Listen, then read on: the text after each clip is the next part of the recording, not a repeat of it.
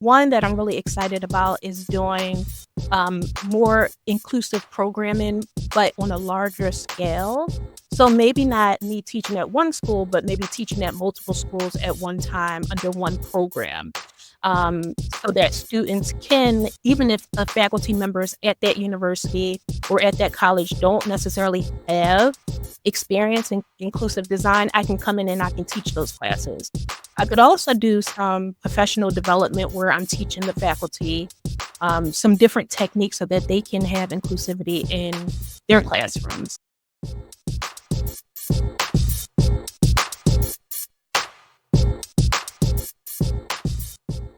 Welcome to another episode of the Innovation Insights podcast, where we dive deep into the minds shaping the future of industries through innovation, creativity, and groundbreaking research. We believe that innovation happens in all aspects of life. I am your host, Dr. Eulanda Sanders. Today, I am thrilled to have ChaCha Hudson with us. ChaCha is an accomplished fashion design educator, deeply committed to inclusivity within the fashion industry.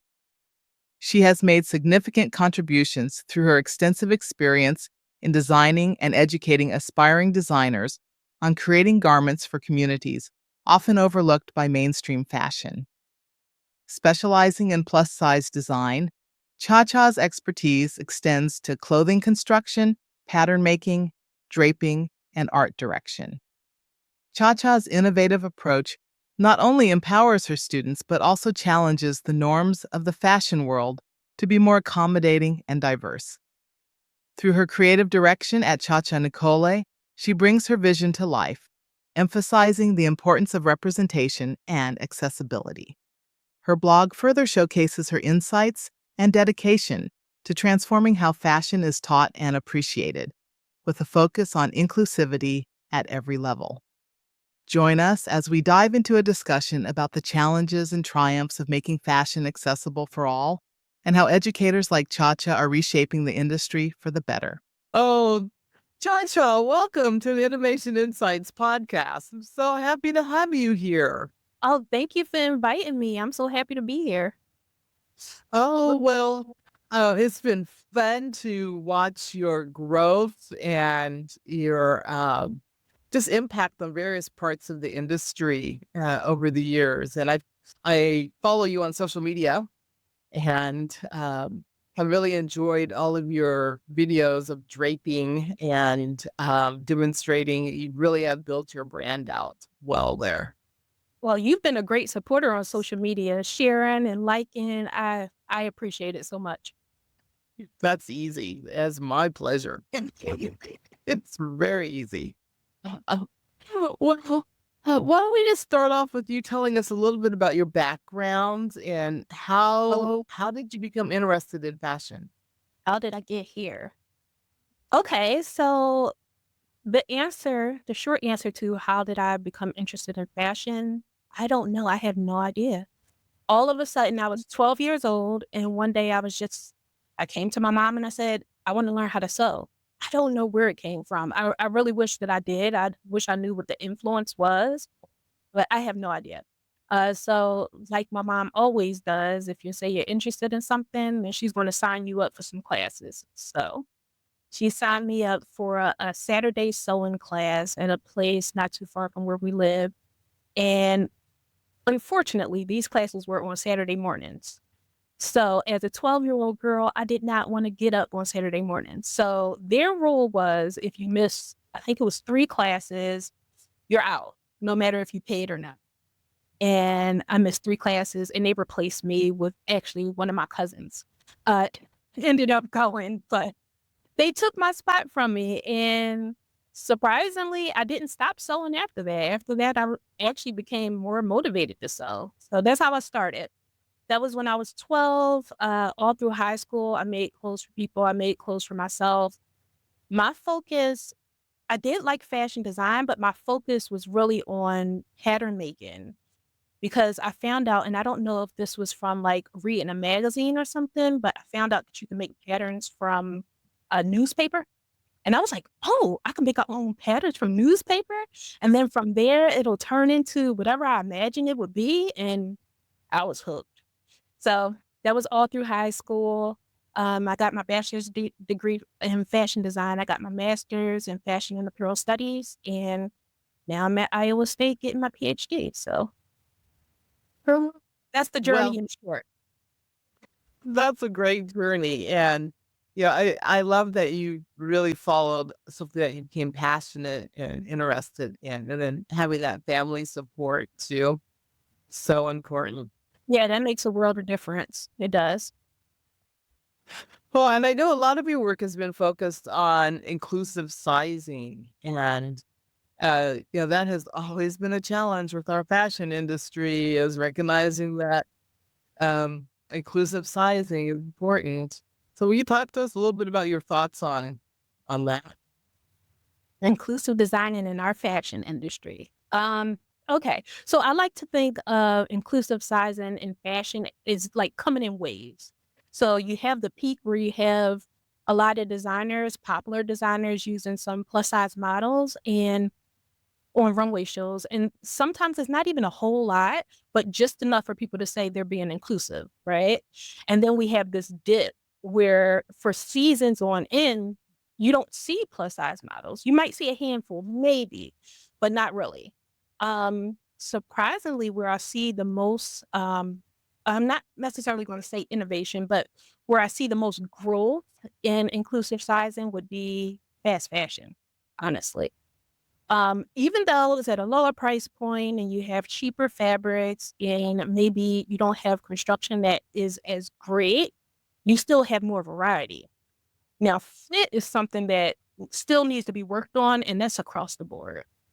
Um, so that's it for right now. But what I would say is also, I'm really excited to see what new designers do, like designers straight out of university.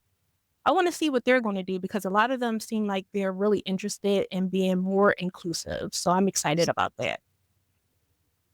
And well, and you're in higher ed, and you're working on your doctorate degree. Do you see yourself teaching? And if so, how do you plan to impact the future generation to make sure that they understand the importance of inclusivity? So, yes, I do plan on teaching, maybe not in the traditional sense, but I always wanna teach because I enjoy it a lot. I enjoy being able to, connect with students and tell them everything that I know so that they can be better. So, I will be doing it in some capacity, but it might not just be traditional. But it's really important. It's important for us to have inclusive design within education, so that designers can design for all body types, all different sizes and shapes. There was one time where I was teaching at a school and I was teaching continuing education, and a student came in and she already had her bachelor's degree in fashion design. What happened was she left a school and she wanted to design custom clothes. She was only trained on a size 6. So she was unable to make custom clothes for people because she was only trained to design for a size 6, which is unfortunate. So she has to go back and do continuing education classes, and nothing's wrong with continuing education. But if you were supposed to learn that thing when you were in school paying for it, that's the Mhm. problem.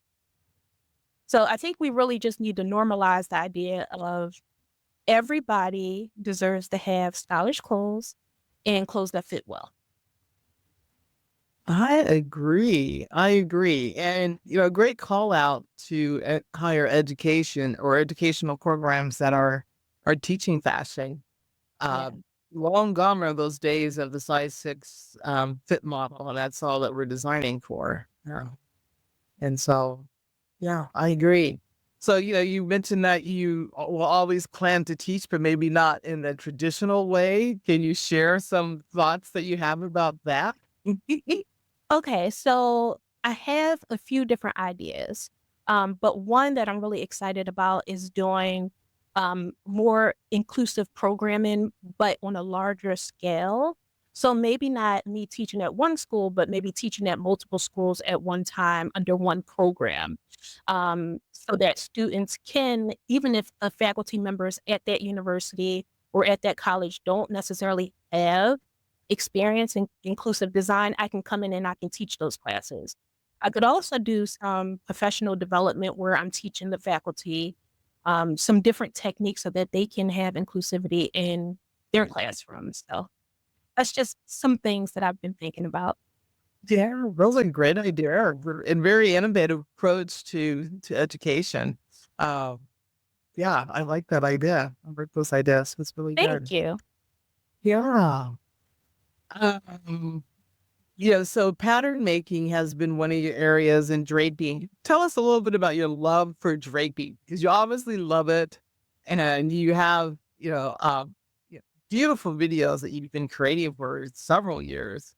So tell you, well, I want to explain to our audience who may not um, know what the draping process is, but what draping is in regards to pattern making. Would Yeah, sure. So there's different ways to come up with patterns, and you have like flat patterning where you're drafting from measurements. You also have, let me reverse that. So you have drafting where you're creating patterns from measurements, and then you have flat patterning where you're adjusting like a sloper that you made initially, which is just a basic, think like a basic garment. So you'll have like a front and the back bodice or shirt. You'll have a front and the back skirt, um, a sleeve, and then front and back of pants. And it's just the basic, no design elements at all. And then you would take those and you would manipulate them, and that would be pattern making. As far as draping, you have a dress form, something similar to this right here that I have. This is my half scale dress form, and you would take fabric and you would literally take fabric and pins. You probably can use a pair of scissors, and that's all you really need to get started. And then you start draping or pinning the fabric onto the dress form. And I like it because you can see it kind of turn into something in real time, and it's just organic shapes. Some things that I could probably only come up with draping that I couldn't necessarily do with drafting or pattern making, or it would be a little bit more difficult to do, but it's a way for me to get my ideas out there. So that's why I like it. So I just turn on some good music and just start draping. It's kind of like therapy to me. Actually, somebody who I used to work with told me that to them it's kind of like ASMR, where it's really kind of therapeutic, just to watch it happen. So, yeah, I hope other people really get that effect from it too. oh, that's wonderful. A nice explanation of the different ways of making patterns. Uh, with draping and this all pattern making, understanding the human body is important. What are your thoughts about that? And how did you start to learn about the human body and the differences in the human body when you're making garment patterns? Yeah, so with draping, that's the thing. If you plan on taking, so when I'm draping, I'm just doing it for fun.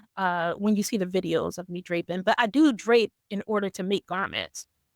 You have to have your drape is only as good as the dress form that you have, unfortunately. So you have to invest in a dress form um, that really illustrates or shows the body as it is, not the idealized version of a body. So for plus sizes, you will see um, in most companies, especially ones that are not really high end, you'll see dress forms where it has an hourglass shape, right? And you have it's bigger at the top, it goes in really small at the waist, and then comes out.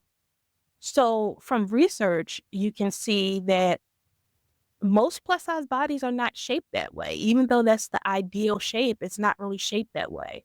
Um, so that's one thing. With draping, you have to have a body form that's similar to the body that you're actually creating for. Also, a similar size that you're going to be creating for.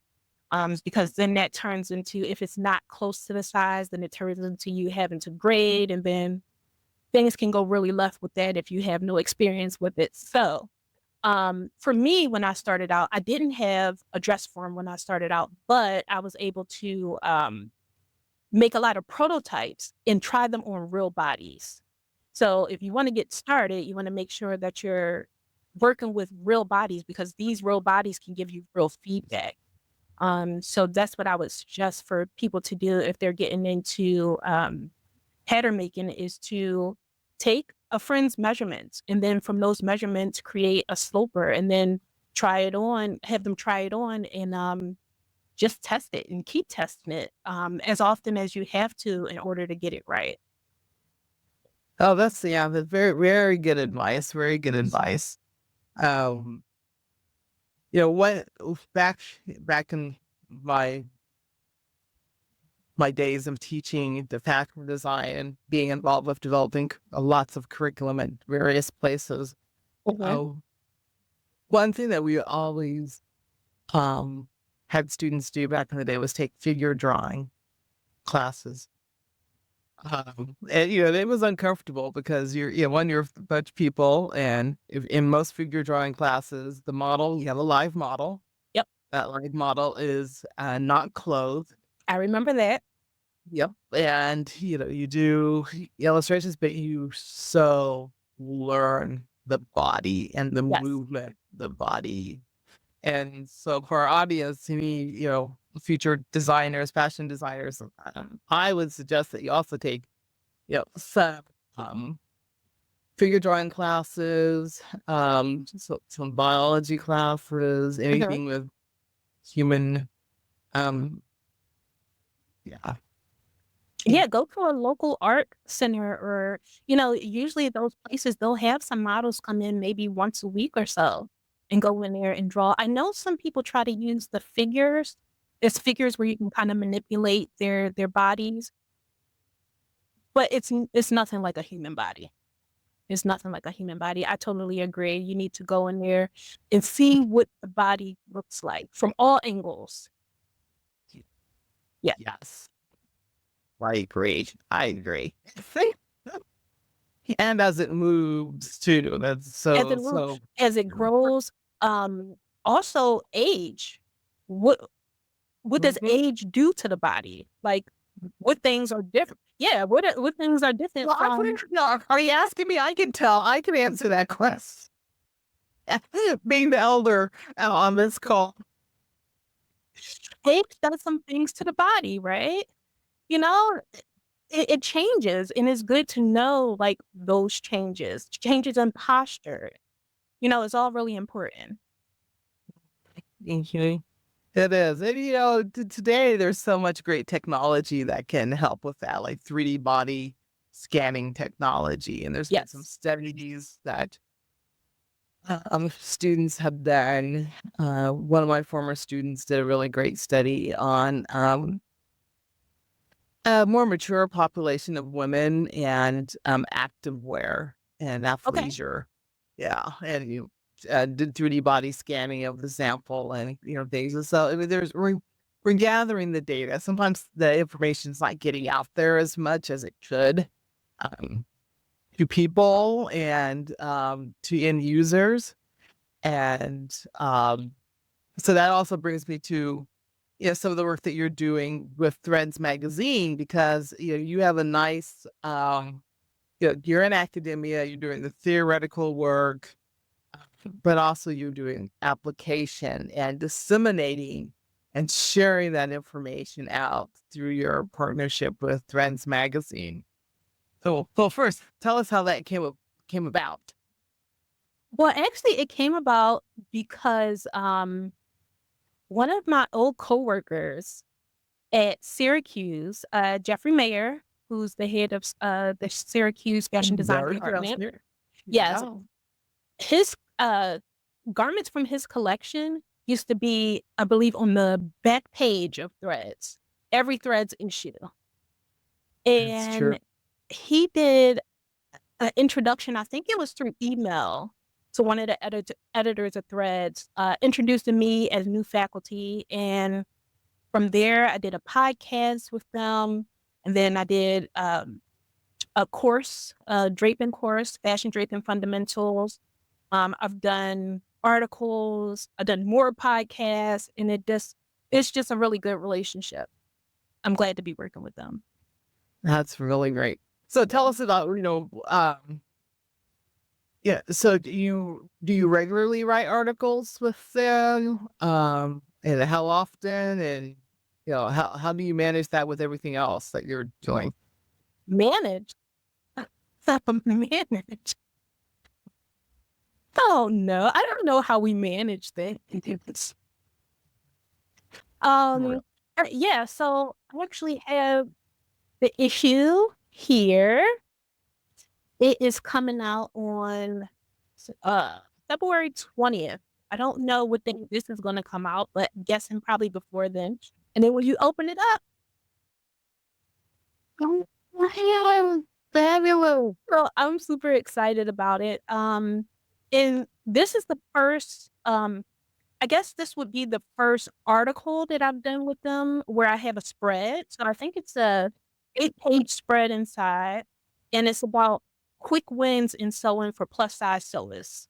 So I am excited. Um, so happy about that. But I have been in the magazine um, with excerpts about my course, the fashion draping course, which I would recommend, not just because I made it, but I would recommend it because it gives you step by step, like everything that you need to know. We made sure that that is in there for you. And then we also have other resources that you can access if you have any questions. And you can also reach out to me. There's a forum. So I would recommend it. And how do I juggle all of these things? I really have no idea. Um, I couldn't say like some kind of work-life balance, but I don't even really know what that is. Um, but I guess it's easier for me to juggle multiple things, especially if I really like it and I really believe in it. Yeah. So being able to record for Threads, do the articles, do my own things, and then also be in school, I had to I had to really enjoy the things. Like I have a sticky note right here, and it says, "What would it look like if this was fun?" Um, So every project that I approach, I think to myself, "How can I make this a fun project for me so that I can get through it?" And maybe that's how I really get through all of these projects because I'm like, okay, if it's not fun, I won't want to do it. So how am I making it fun? How am I making it Mhm. enjoyable for me? Right. So So that's good. That's good. And that's sometimes we talk about boundaries and it's like, okay, I'm not gonna work after this time or do this or that. mhm, But it's nice that you made a bound, you put your boundary. It's like, it needs to be fun. And sometimes we don't talk about having fun. We talk about, no, it's work. It's work, but shouldn't work be fun? work should be fun. I listened to a podcast the other day and somebody was talking about Mondays.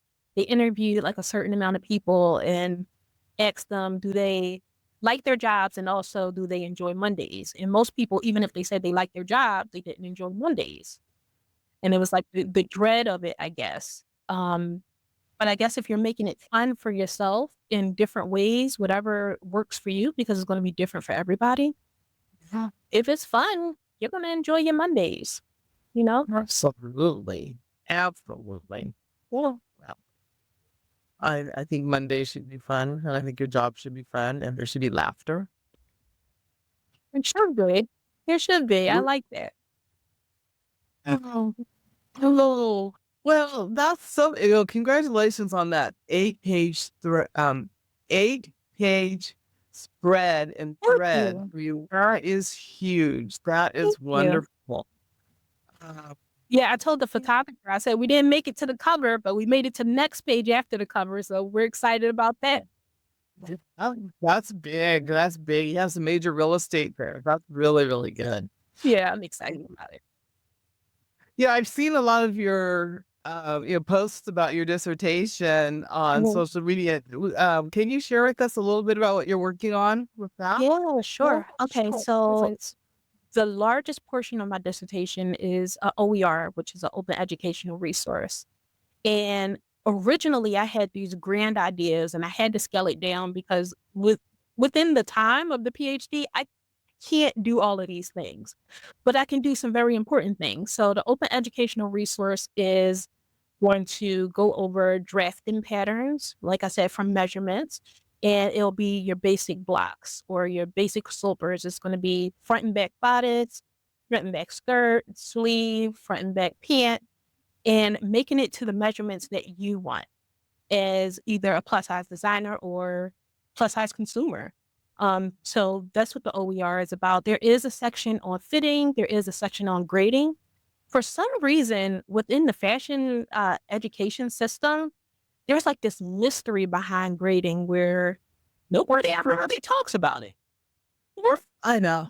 I was going to write a book at one point on it, and I should have. Maybe someday. I don't know. it's not too late. Please do it. Okay, so the books that I'm referencing right now are so old. Like they are so old. Yeah, they're written by Trevor Mine.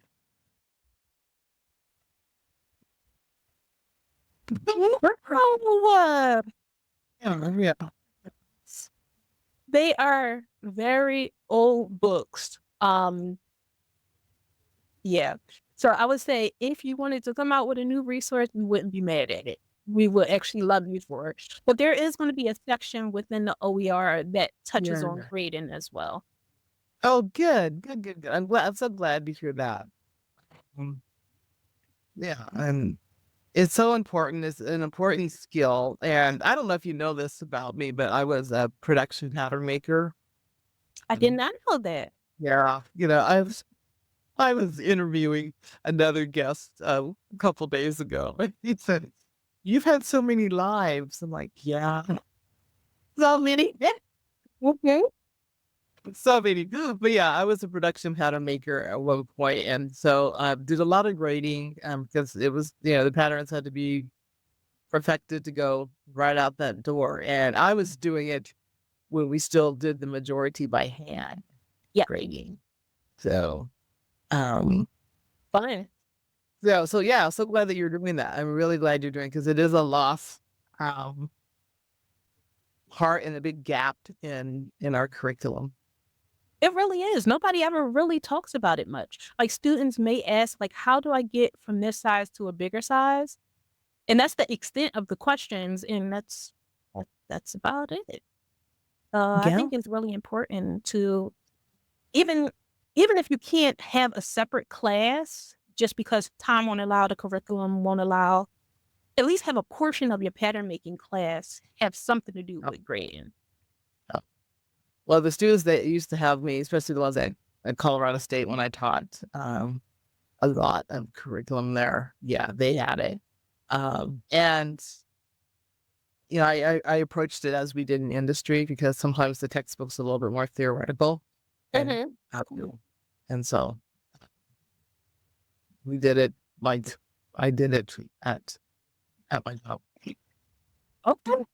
Well, so even speaking of that, for the OER, the first part of the study, I did a survey with educators, fashion educators, to ask, what do you want to know about plus size design and inclusive sizing and things like that? And then from that, I generated some questions to ask professionals because there's often like a disconnect between education and work. The kids from education are going into industry. Why is there a gap in between? Um, so I don't know, but hopefully I haven't conducted the interviews yet. Hopefully they're starting next week. But what I want is to be able to at least bridge the gap some, so that it's like we're communicating with each other. Educators are communicating with industry professionals. Like Thank you. that's what I want said. Thank you. That is one of the big goals of Innovation Insights is to get academia and education to talk because I've been at it for 35 years, still trying to. So I'm going to, the next whatever's left I have, I'm going to just continue to try to get everybody in the room. And so It's thank you so for doing important. that. That'll be great. That'll be such a great addition to both areas. Yeah. Yeah, I think so too. It's just that I don't know. There's not often communication. And I wonder if when a lot of factories were here in the US, I wonder if the communication was different between okay. Because then you can take your students to actually go and see factories. I know some universities do it. Like I know Dr. Ike at Iowa, I know that she takes her students to different factories. But in other states, there's not places to take your students so that they Yeah, can actually yeah, see. yeah, yeah. No, we do have some places here that are still doing production, but in Iowa, but there's a lot of places that don't, and so how do you get that experience? But yeah, it was different because again, I'm like, I guess I'm the old OG these days. Um, There's nothing wrong with being the old fool. Nothing wrong with that at all. well, a funny story how I got my job as a pattern maker. I worked for Rocky Mountain Clothing Company, and they're part of Miller International. Now they have cinch jeans and curl gal and big Western wear company. And no one would ever know that I was like Miss Western wear, but I did patterns for them. But how I got that job was after I graduated with my undergrad, I had that summer between undergrad and starting grad school, and I was just kind of hanging out, taking custom orders, hanging out with friends, going back and forth between, my small town that I lived in and Fort Collins and just having a good time. And my father worked for the USDA, and he was the chief for a farm service agency. And so he was out and about roaming around, looking at a farm or something. And he saw this building and it said clothing, the Rocky Mountain Clothing Company. And he was in Rocky Ford, Colorado, which is, small farming community, known for their cantaloupes worldwide. Best cantaloupes in the world, good for Rocky Ford. Um, and they had this factory there because they were still doing, Miller International and Rocky Mountain Clothing Company was still doing production in the US, one of the few. And he saw that, you're like, I have this daughter that has a degree that just graduated with a degree in clothing. And my father he's no longer with us. He passed away a few years ago, Oh, I'm several sorry. years ago. But he was a character. So he went over to the factory, walked up there and basically said, I have a daughter with a degree in this. Can you give her a job, please? Basically. And so the next time I was back in Lamar, which was near Rocky Ford, he hands me this number and he says, call this person and you have a job interview. Oh, Like that? How do you know these people? I know. Oh, well, the funniest thing is I ended up getting the job. I applied for a seamstress job. I got a pattern making job. I don't know how that happened. I was only supposed to be working during the summer. I was there for 4 years.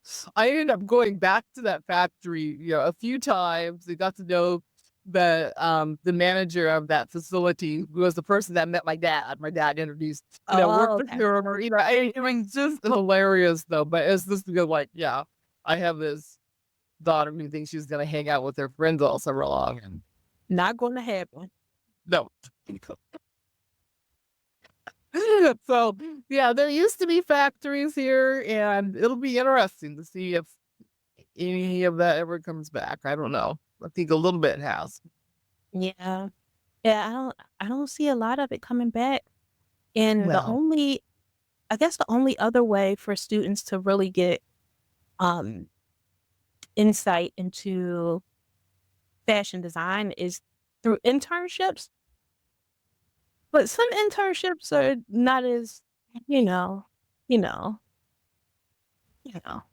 So you may not be learning anything at all at that internship.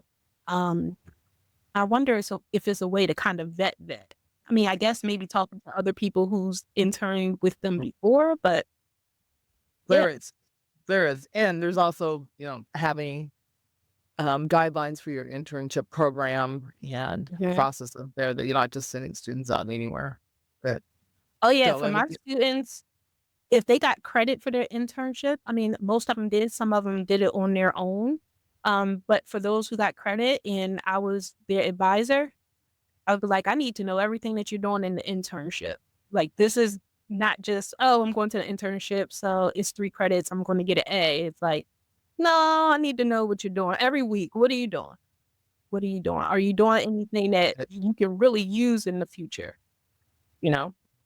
But some Yeah. of them, it was out of their control because some of them didn't have the chance to actually really do the things that they wanted to do or needed to do in order Mhm. to be better designers. So, No, that's very true. Yeah. Well, but that, that is definitely a way to get some experience. And I have a question for you too, as I'm thinking about it. sure. Um, what do you think about having to know how to sew to be a good designer? This is a leading question. It's like, I'm, part lawyer here. So, No, okay. I don't feel like you have to be the best sewist or seamstress in the world, but you need to know how clothes go together. It's so important. If you don't know how clothes are going together, then you might want to consider another path. Because I've had students that weren't really great at sewing, but they tried. They tried and they would be able to give you a basic breakdown and understanding of how these pieces go together. And that's what you really need, yeah. especially if you're going to be making patterns, which is also part of your fashion education, making cut packs. Like you need to know, you have to know how these things go together. Well, Why you look like that? Was there a point where people said, you shouldn't have to there's sew? always, every program I've been a part of, like, it's sometimes it's the students, sometimes it's the faculty, thinking about the program, because garment construction classes are expensive. You have a lot of space. You have, you can't do it in a lecture where you have a 50-minute lecture and you do it in a lecture hall. You have to have the equipment, the space to do that. So it is a resource that is expensive within education. And so there's always been discussions about, do they really have to know how to sew? And I believe merchandising students do too. And I will, Why not again, the basics? They could take a basic sewing class. they should, because if you understand the quality and the process going behind it, you're going to make some better decisions business wise but Mhm. Yes. And I understand with the sewing classes, they can be a lot. Like I've taught sewing classes that were twice a week, 2.5 hours a piece. And then yeah, I've also taught sewing classes that was 4 hours straight. So I get that, but no, it's something that we need to know. yeah, I agree. I Yeah. agree. So thank you for joining me on my soapbox. Because I think every episode I jump up on a soapbox about something, especially with education. I don't know if it's people saying that you don't need it just because maybe they're not necessarily good at it or they get frustrated with it. All of it. Um, yeah, but you have to know how clothes are put together. You have to know that. Even the basics will help a whole lot. And like you said, merchandising students, I think they should have to take a sewing class as well. Actually, I've Yeah, had merchandising students take classes and they really enjoy it, actually. they So, do. They yeah, do. Puppy. And I've had, some don't. And, but I you taught in can't please programs. them all. No, can't. And, but I've taught in programs where it was required for merchandising students to take.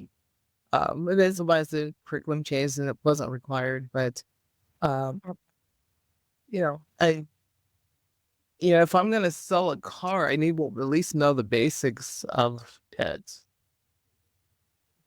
Like where the Minimal, steering the wheel base. is, where the gas pedal is, and or maybe where the brakes are, you know. It'll all be helpful. All be helpful Yeah. to know. Oh my goodness.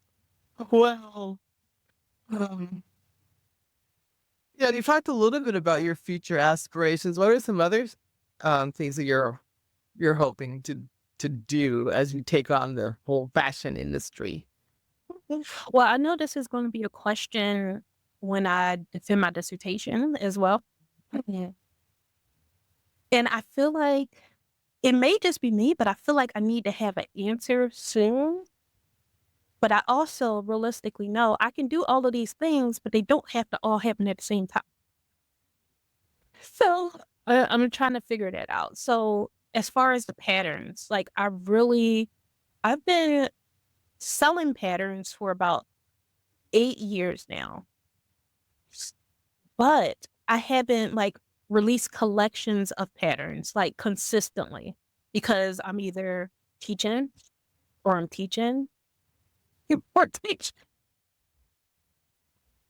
I didn't realize how much teaching takes up all of your time because it's not just your time in the classroom, but it's also grading and it's also mentoring and advising, all the other things, being on committees, like all of those things, it consumes your life.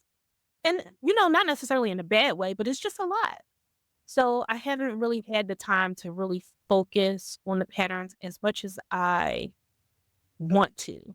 But I have an idea and I'm rebranding the patterns and I'm really excited about it. If you guys go to my website, I do have one pattern still available. There's a whole thing up there about like what I'm doing to change the previous patterns, but the signature maxi dress pattern, that is everybody's favorite pattern. It's so versatile. I've seen students take that pattern and make some like really extraordinary things that made me think like, okay, all of my patterns should be the basis for something extraordinary. So that's actually what I'm working on now. But signature maxi dress pattern is available. The other patterns are not as of this moment, but they will be very, very, very soon. So Okay, that's great. Well, we'll make sure that we have a link to your website with that get to all the podcasts, the audio and the YouTube channel too. That's yeah, great. so we have the patterns, we have the network for universities and colleges to be able to have more inclusive programming or workshops, seminars, classes, that type of thing. And then before I started at Syracuse, so actually it was 2018, I opened up a creative co-working space called the Social Cafe. And it was in Philly. We were open for 2 years. 2020 hit when we were about to open up our second location, unfortunately. So I have been thinking about that. Like that's been on my mind a whole lot about maybe not the social cafe again, but maybe something similar. Um, like a innovation, like fashion lab. So kind of like the social cafe where we were having workshops, seminars, and classes and courses that taught people how to design and make money from those designs on the side because most people had full-time jobs. Um, but also integrating inclusivity in that. So designing adaptive apparel, for people with physical and cognitive disabilities, designing for plus sizes, designing for people who are usually marginalized in the fashion industry. And maybe even me being, or not me, just me by myself, but us being contracted by different companies who are interested in exploring the opportunity to design for other groups. So see, I have these ideas and it's like, okay, which one are you gonna go with first? Because you can't do it all. Oh my gosh, so it's tough. It's tough. You're a true entrepreneur. You really are. And it's exciting, to hear that and your ideas. I can't wait to see. We'll have to have you back for these. And I know your time in Philly, because we had Gary Johnson III on the cast, and so he was very excited. So there's something with you all in Philly there. Your entrepreneurs is really cool. It's really really cool. No, I actually met I was living in Philly, but I was going to school at the University of Delaware and teaching there when I met Gary. And now he teaches there, I believe. So He does. yeah. Does. He does. Listen, the world is so small. It's so small, and for all of us to stay connected is really good. Yeah, well, it's great. You both have been innovators of the week with Innovation Insights. So, it's just been fun to recognize your work. Thank Um, you. Thank you yeah, so much. and so we'll have to have you back. After you finish your dissertation, and then also when you start up your other ventures. So there's, You can yeah, see what I do first. yeah, Well, I know the patterns are definitely happening, yeah. and it's happening, Yeah. like, very soon. The other Okay. bigger projects, yeah, I have to pick They one for take now. time. They take time. They take time. Sometimes I just So, wish it was somebody that could tell me, like, "This is the thing to do," and then I can just follow that instead of having to make that decision. well, um, yeah, I've been listening to a lot of other podcasts and YouTube videos about entrepreneurship, and the entrepreneur, I was like, there's a new opportunity. Okay. Yep. We're all over the place. Oh, but it's exciting. It's exciting. Oh, well, I would like to get your definition of innovation. We ask each of our guests to define innovation. So, how do you define it? I guess I would define innovation continuing to ask why, how, what if, and who's not being served. And if you continue to ask those questions, then you'll be an innovator in whatever industry you're in. I love that. I love that. So, a definition with some questions that you need to ask, and really good questions. Like it, like it, like it. Oh, well, thank you for being here and taking time out. I know that you're super busy because you're teaching and working and writing and researching and dissertating and all of that. So It's the dissertation that's getting me. it's not for the faint of heart at all. Oh, well, I really appreciate having you here. I definitely will invite you back too. So I look great. forward to coming back, and thank you so much. Oh, you're so welcome. Oh, to our listeners, thank you for tuning in. And we hope that the conversation today really hit home the importance of inclusivity and fashion, and also encourage you to think about how you can contribute to making a positive change within an industry or within a consumer sector. So, and think about the questions that Cha asked, as an innovator, the things that you need to ask, and that will help fuel your innovation within whichever sphere that you're working. Remember to follow us on social media, stay up to date with what we're doing, subscribe to our YouTube channel, and leave a comment, and just keep innovating, keep dreaming, and keep making a difference.